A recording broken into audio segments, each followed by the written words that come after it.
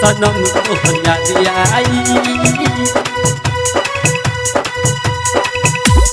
जानू तोहर याद आई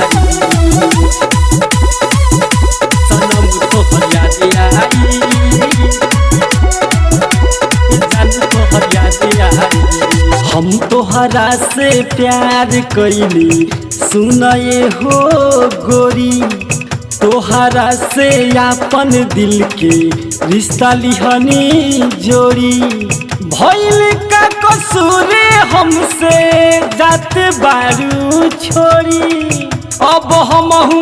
जी न पाई तोहर बिन हर जाई सनम तोहर याद आई जानू तोहर याद आई सनम तोहर याद आई जानू तोहर याद आई सनम तोहर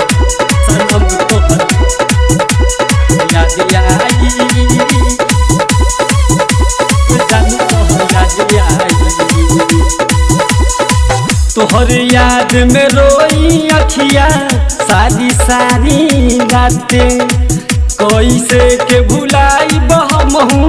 प्यारे वाली मुलाकातें तोहर याद में रोई अखिया सारी सारी रातें हो के जुदा अब जियल न जाई जिंदगी जहरे बुझाई हो के जुदा अब जियल न जाई जिंदगी जहरे बुझाई सिर के सीना दिल जैबू कैसे जियल जाई सनम तोर याद आई जानू तोहर याद आई सनम तोहर याद आई जानू तोहर याद आई सनम तोहर याद आई जानू तोहर याद आई कहे के तह प्यार पवित्र हवे अनोखा जान तू हमके दे दिहलू प्यार में काहे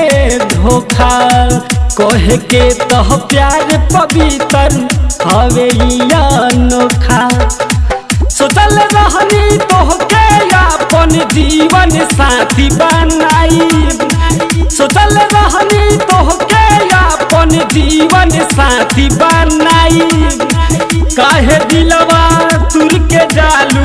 बुझलू हमके पराई सनम तोर याद आई जानू तोहर याद आई